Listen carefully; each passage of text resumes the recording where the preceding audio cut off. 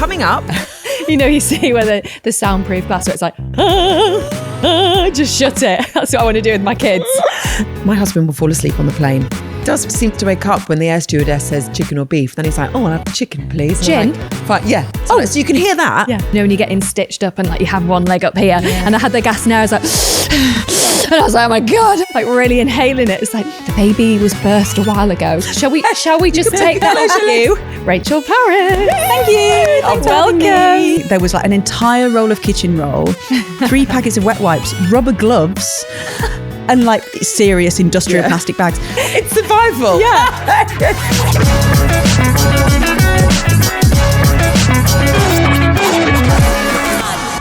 Welcome back to No Parental Guidance. Your weekly rant about parenthood. Proving that no one else has it together either.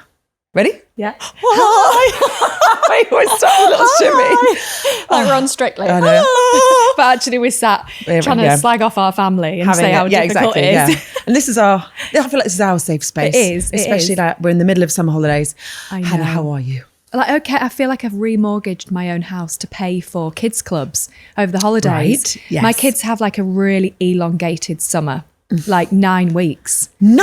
I'm not joking. Yeah. And 9? I feel I love babe. my kids, but I don't want to spend this much time with them. I love to get to know them and all that. But I just feel a bit like that's a long time. I'm looking at the calendar and counting down like weeks. Yeah. Now. Have you got to the point now where you're just like, if you want to have a bath in the paddling pool, that's fine. Because that's kind of where I'm at. Like, that's fine. You want another ice cream? That's fine. My husband had a really big birthday party last year, and everyone said, what does he want for his birthday? And I just said to everyone, oh, I really like champagne. And we got like 40 bottles of really nice champagne. He came home last Tuesday. I was sat with an expensive bottle of champagne like 4:30. And he's like, what are you doing? And I was like, it's Tuesday. Is it Friday? I don't know. It's survival. Yeah. It's survival. Through it. How about you?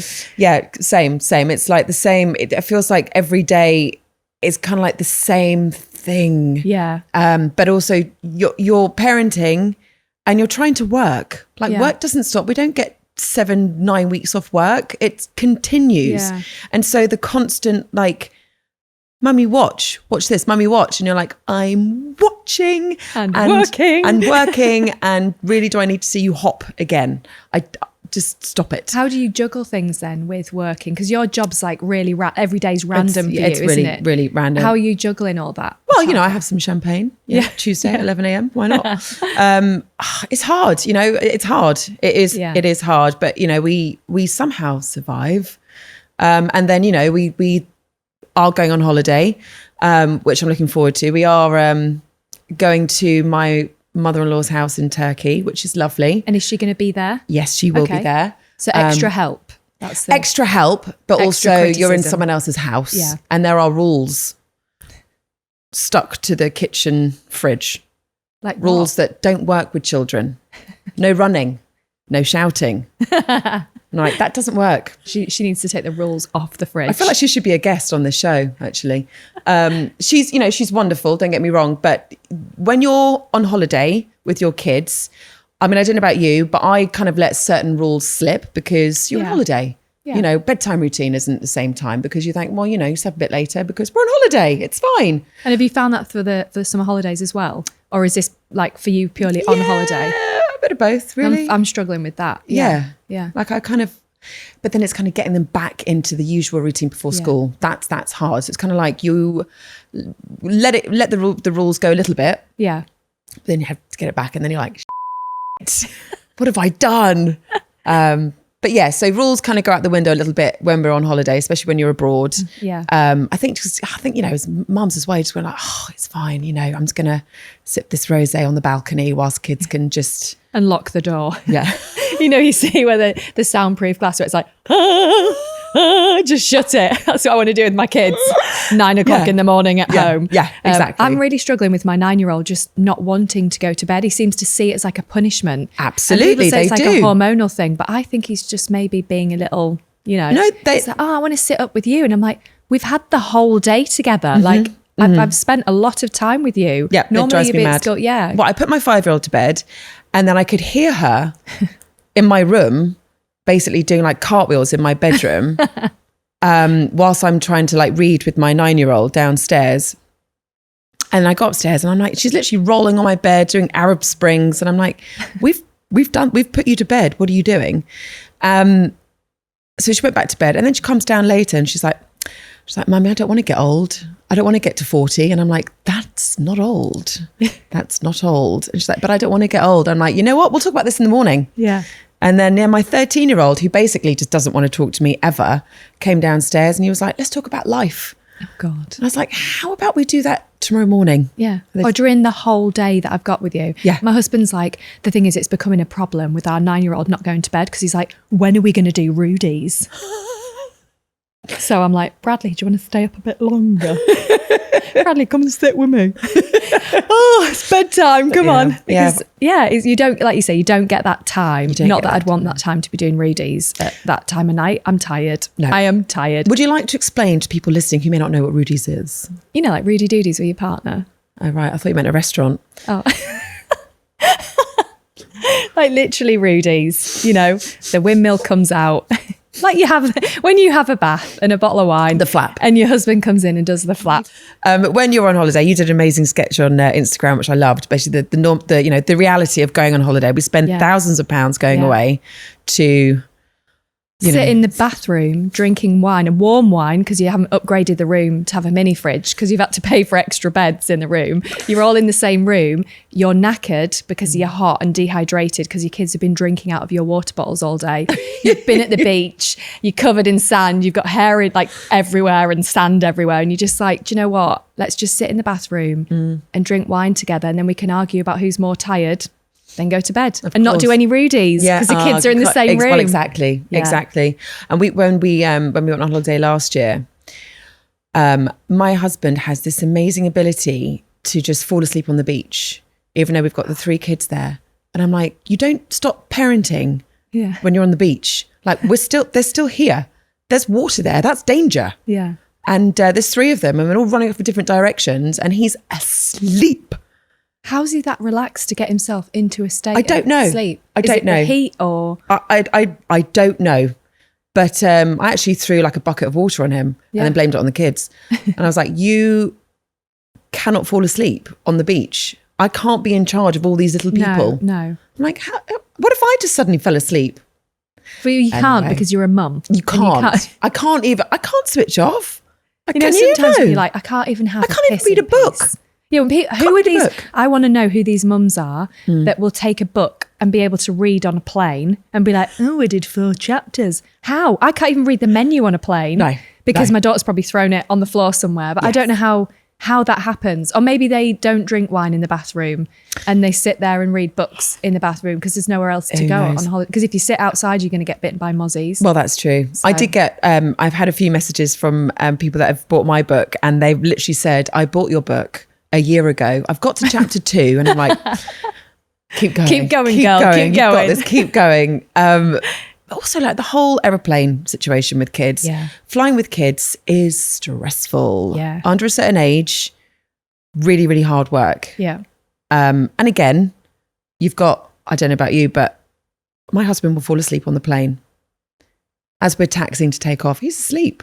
Are you sure probably this sitting isn't somewhere like else. narcolepsy or? I mean, maybe it is. Maybe it's actually a medical condition. And you're doing what I did to my husband about his appendix and just said, do you need a poo, Andy? No, your appendix is ruptured and you're literally poisoning yourself. And you're like, it just falls asleep everywhere. And I'm like, what an idiot. And then you're like, it's actually a medical condition. Maybe, but he does what he seems to wake up when the air stewardess says chicken or beef. Then he's like, oh, I'll have the chicken, please. And Gin? Like, fine, yeah. So you can hear that. Yeah. But you can't hear me saying, guys, stop kicking the chair, stop touching, put your seatbelt on. No, you can't have another snack. He doesn't hear that. But chicken or beef, he can hear that. He's like, oh, boring hell. And then they always give you, don't they, on the planes, it's like 2 for 12 on the gin. And it's like, who's having essentially 4 shots of gin at 7 a.m? Me. My husband. Yeah, me. We spent a fortune on that plane. Yeah. Yeah. Today, we are thrilled to welcome to the podcast a powerhouse in both stand-up comedy and improv. It's the incredibly talented Rachel Parris. Thank you. Welcome. So excited you're here. I'm very excited to be here. How are you? What's been going on? I'm all right. What have I been doing? Just normal life things, normal really. Like mum I wrote life, a book. busy. Yeah, I'm not gigging as much as normal, which feels strange because I've got my author hat on at the moment. I wrote a book. You've written a book. I've written a book, And you've got a 3-year-old. and I've got a 3-year-old, and I've got 2 stepkids. Yep. And how old are the stepkids? They're now 20 and 23. Right. Do they help with babysitting? I was just thinking that. So you've got 2 extra Childcare. babysitters. You can't borrow them. I was going to say, yeah. Do they? It's that old childcare thing. Yeah. Like the parents group is like, does anyone know any good babysitters? It's Yeah. like, yeah, of course I'm not going to tell you though. Yeah. You can't have I them. need them. Yeah. Yeah, I did the stupid thing of giving my babysitting number out to other parents. Oh, don't do that again. Don't do it. What a rookie mistake. Stupid. Absolutely Yeah. stupid. Anyway. Anyway, yes, they're great at babysitting and they're mine. And no one else's. I'm not giving their number. So you've got a 3-year-old. Yes. And how is that? Are you in the depths of 3-nager? Or is your son all right? Yeah, he's great. I would say we're very lucky to have generally a very happy 3-year-old. He's nearly 4. Oh. But he definitely is starting to do the 3-nager stuff. This morning, what was it this morning that I did wrong? Oh yeah. We've got, we made him like banana pancakes and we've got maple syrup in just a free pour thing. Yeah. And he wanted to pour it himself and obviously he can't. Yeah. Like I helped him and didn't really let him do it himself. And wow, he started crying. Oh yeah, that's It's just like a lay down on the floor kind of. Yeah, he took Right. himself off actually. Like he started crying and then he said he didn't want them and he didn't want anything to drink and he left and he went over to the sofa and just lay down and it took about 20 minutes to coax him back. And then we said, you can pour it yourself this time, which was probably a mistake. And he literally, as if to really shove it to us, he basically just went, wow, like Jackson Pollocked it all over the kitchen. And we were like, this is why you can't do it yourself. And if yourself maybe 10 years ago looking in, what type of parent did you think you were going to be in comparison to what the type of parent that you are now? Oh, that's an interesting question because I am keen for him to be musical, try not to be like that parent, shoving him into it.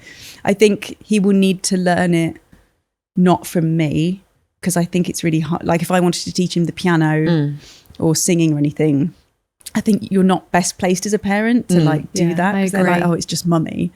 But I'm like, do you want to have a go, darling, on the piano? The piano's just there, isn't it? Sit down Though. do the chords. Don't bang it. Don't bang it. Yeah. No, not like that. It's like I heard that, or I've seen myself, that kids copy what you do Yes. rather than what you say. Yeah. Yes. So if you, and I'm sure you are at the piano, just even if you say, don't play the piano, they'll want to do it. Kids will do what you tell them not to do. So yeah. So hopefully us Don't play the piano. He'll just absorb the idea of being musical through the house. And how much of a challenge do you think it'll be to kind of guide him down a route that he wants to go down? Because obviously yourself and your husband are so talented. You've achieved so much in your careers, both of you. Yeah. And the improv, the stand-up route, is that something that you'd like him to go down? Or I don't know. Because I imagine your Not household is really. hilarious. Yeah, and that that's you're how sat with your that's how I husband feel, having banter all the time. Yeah. And your son's just going to feed off that. Yeah. Is that the case? No, no, it is a funny household, but I don't think that us doing that for a job means that at home we're funnier than any other household. Do you know what I mean? Yeah. I think that people can be really funny in real life. Yeah. Just because they don't do it for a living. So yeah, we do have loads of fun in the house, but it's not like we have the same seriousness, the same problems and the same arguments and everything. One of your sketches or one of your shows that you did was the song about the kids and your kids are, they can be heads and wear a condom, John, which was my God, absolutely brilliant. That's old. Yeah. So that was You've gone through. So that was before you had Billy. Yeah, that was in my 20s, wasn't it? I mean, I don't know. You look the I'd same now. forgotten that line. I'd forgotten that line. You literally iconic. still look the same literally now. the same. Oh, bless you. That's like wear a condom, John. Wear a condom, John. It's brilliant. Absolutely I had brilliant. literally forgotten that line until you said that. That's very funny. I mean, old it's Rachel a meme in Parris. itself. It Well should be a done, me, t-shirt. 15 years ago. Was that the song, No, I Shouldn't Have Children? I'd break them. I'd leave them on the bus. Yeah, that was one of my first songs that I ever wrote. And you wrote that before you were a mother. Yes. But you were still had the right... You got, it's almost like you knew what was to come, because it basically, that's how we feel anyway. Like, I'm going to leave them on the bus. I'm going to leave them there. Yeah. Well, I didn't in my 20s. Yeah. So that song was very genuine. Like, no, I shouldn't have children. I thought it was very unlikely that I'd have the ability to be a responsible parent. So it's very true. I don't think any of us even do with children, do we? No, I don't think anyone's really set up, as in like, you never really know what it's like to be a parent until you become one. Totally. And then you're like, oh, wow. Okay, this is what everyone's talking about. I know. I was just saying that last night, actually. I had a friend of mine round, and I was just saying, like, it was, I don't think I was good with children till I had my own. Yeah. I was terrible. That's it. I didn't have like the maternal instinct. I was never that person at school that like wrote like their kids' names down, their future kids. I didn't have any of that. I didn't have like, other people like just playing with them, doing the voices. Like I couldn't do that. And then I had Billy, and I was like, oh, I can do that now. Yeah. Now I know how to do it. Although I still find it hard to do it with other people's children. And you guys met Edinburgh Fringe, right? Yeah. We met through improv at the Edinburgh Fringe, and just on the improv comedy circuit generally. It's quite an incestuous little circuit. Everyone knows everyone. Yeah. Everyone is in different groups with everyone. So I find that really interesting that you kind of have the two sides where you're like, when we're at work, there's that version of us, but then when we're at home, there's that different version. You make that quite clear that that's quite different. 100%. Because you just presume that someone that is a comedian and being on the telly, live at the Apollo, that kind of thing. It's like you go home and be like, with your jazz hands and dropping the memes to the school run. I mean, you guys must have this as well. Like the difference between me going to school in the morning. I mean, I couldn't look worse. I go like hair, just matted hair, bedraggled face, dark circles, like wearing, if I can get away without wearing a bra, then I won't. Like in winter, you just put on a massive coat. Oh yeah. And just the worst. You are describing 99% of the population here. Yes,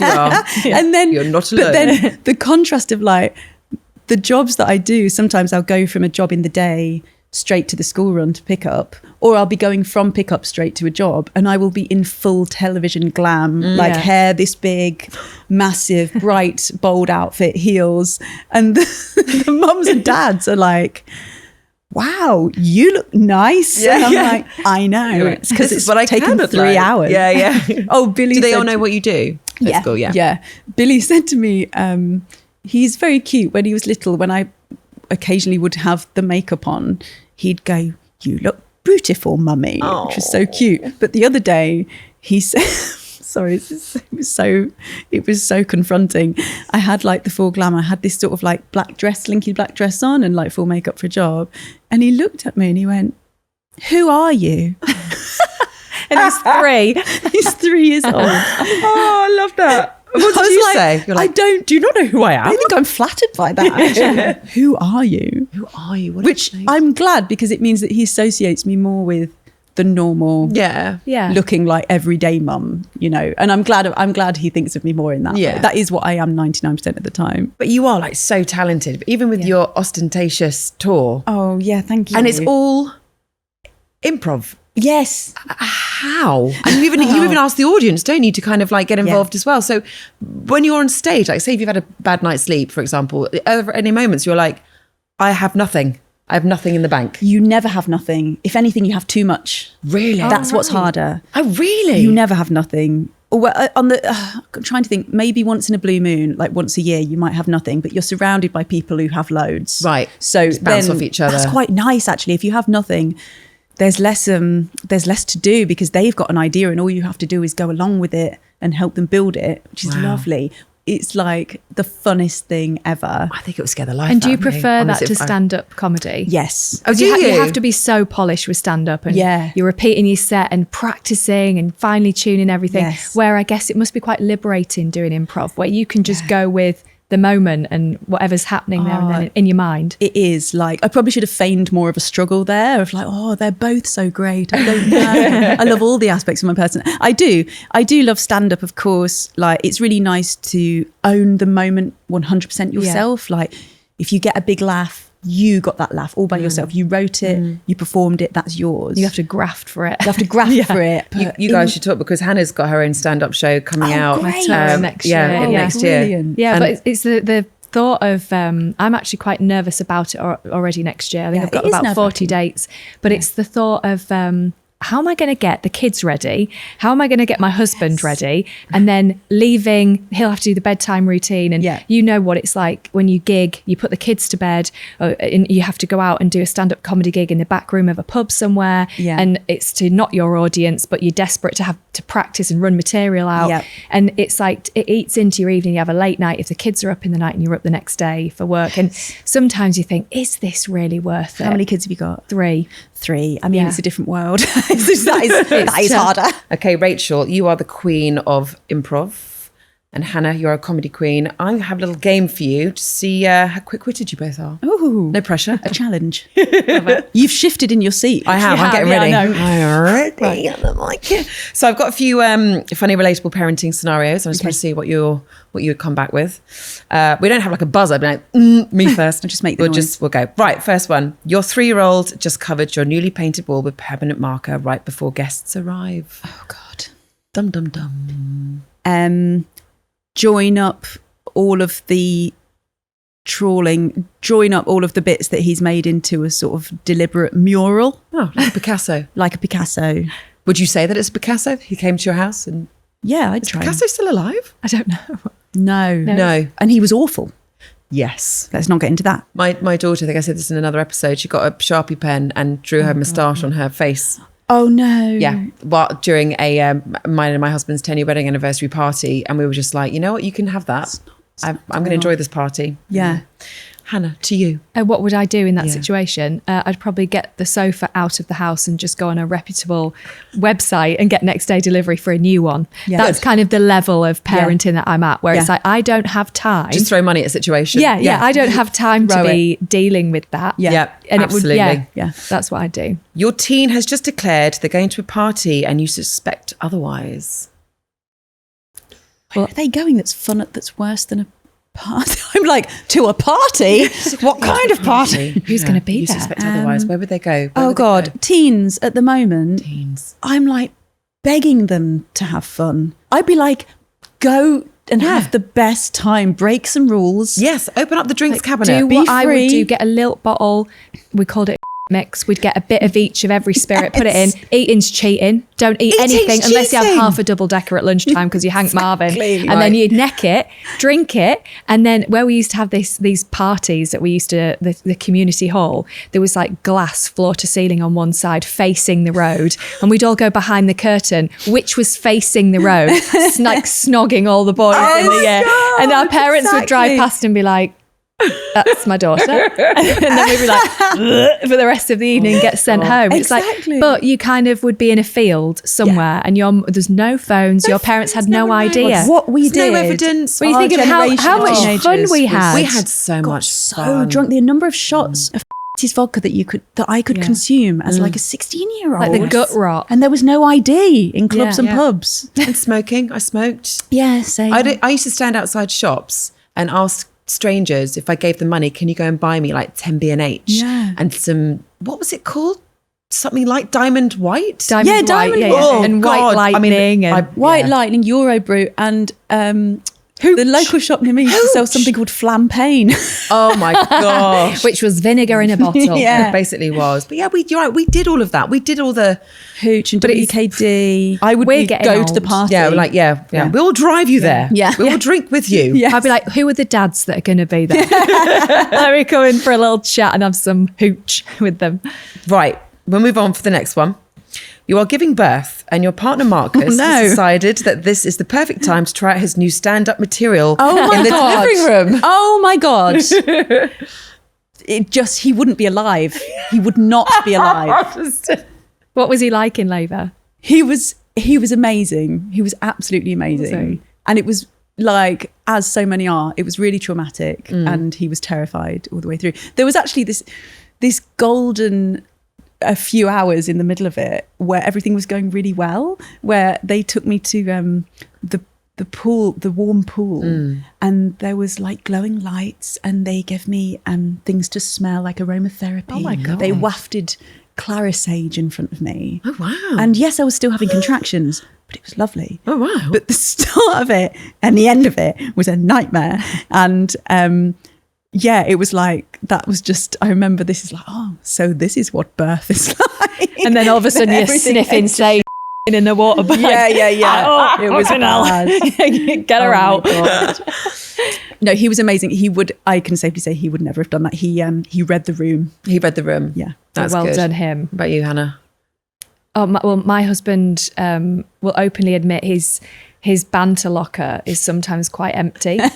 So if my husband started doing stand-up to me, I'd be like, babe, this is incredible. This is amazing. I love it. Keep going. You'd be like, write it down. Yeah. Write it down. Don't forget put notes in my phone. Yeah. Just put notes in your phone. for Jessie did everything. that when I was in labour and on the gas and air, which Yeah. I loved. Yeah, by the amazing way. stuff. Yeah. I didn't realise I was saying all sorts of stupid things, and my husband was like on his phone, and I was like, "Get off your phone! I'm in labour." And he was like, "I'm actually writing down what you're saying. It's hilarious. I need to get that list out actually." But I do remember there was like 10 minutes after I'd given birth, and you know when you're getting stitched up and like you have one leg up here, and I had the gas and air, I was like and I was like, oh my God, I think the doctor's just repeating himself. And they were like, Hannah, sorry, do you want to just, I think you've had enough gas and air now. And like they weren't stitching me at that point, but I started to like hallucinate, and I was like really inhaling it. It's like, the baby was birthed a while ago. Shall we just take that off you now, yeah. And I've had composite bonding, and I was like biting on the thing, and they were like, can we just pull it aside? You have to let go. So good. Yeah. I remember, this is visceral, but I mean, birth is, isn't it? But I remember in the end, they had to give me they were prepping me for emergency cesarean. Then in the end, it wasn't a cesarean, but they gave me a spinal. And I was so relieved. I didn't have gas and air, but I felt high from how relieved I was, because the pain had been obviously tormenting. And having that pain go away gave me this like ridiculous, calm and delightful feeling. And they were like, it was very near. I was going to push him out, and they said, actually, Rachel, they were down there. I was up here. They were like, we think we're not going to cut you. We think it's not going to be necessary. And I went, that's fine. I don't care. And then 3 seconds later, they went, we are going to cut you, Rachel. We're going to cut you. And I went, that's fine. I don't care. It's like, at that point, anything, like whatever, they could have said anything at all. Just get the baby here. Just get the baby. Get the baby here safely.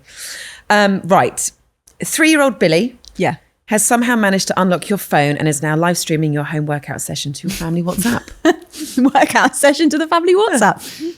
That would be funny. And depends what you're wearing as well. God, yeah. So if you've got those beige knickers and the beige bra out, doing it in the living room, you don't want anyone to see. I don't know if you saw during COVID when everyone was doing home schooling and home, everything was at home, and there was a Zoom call that a kid logged onto, and there was a mum in the background, basically in her underwear. What, doing a workout or just casually? Just getting ready. Oh my God. That must have happened so much. The team sessions. Yeah. Awful. Oh my God. Yeah, I wouldn't enjoy that, because I do like workout sessions online at home in my bedroom. And because you can just log into the Zoom like 30 seconds before. And it's with my friend who's like a personal trainer, and she just takes me as I am. Like, she's so good. She's a mum, and she specialises in workouts for like busy mums. And she's so good. And I will turn up and be like, can't find my sports bra anywhere. And I'll be like, I'm just going to put 2 bras on, and we just can't do anything up here. And I'll be like, you just can't, don't look at this. And when it's really hot, I'm like, I'm just going to wear pants. Is that all right? Just wear She's pants, like, whatever you need. Absolutely. So I wouldn't be thrilled if you did that.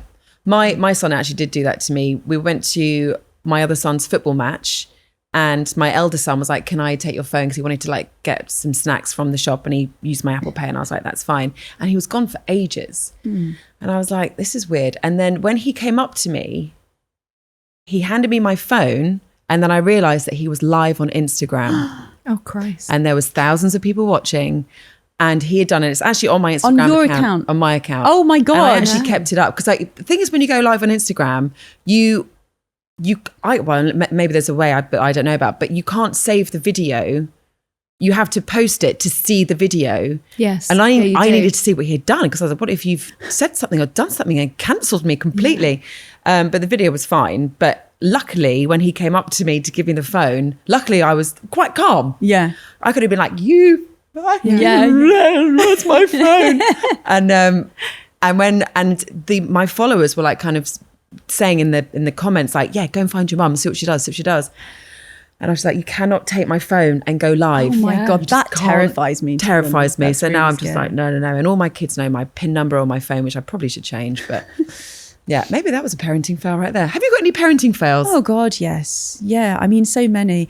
I think TV generally, I love watching TV and films, and I find it hard to make it something that's bad for my son, like, because I just think it's really nice, and there's so much good TV and film. But I remember at the 30-month assessment, which is a ridiculous thing. Do you remember they've got all the tick boxes at the 30-month assessment, and they were like, oh, can he put 3 words together to form a sentence? And I was like, no, he can put 5 together. Thank you. Yeah, take that. Because I've taught him. And just write that down, will you? Yes. And they were like, can he thread beads onto a string? And I was like, I've never seen it happen, but probably. I should think so. It sounds like the kind of thing he would do. Yes. Yeah.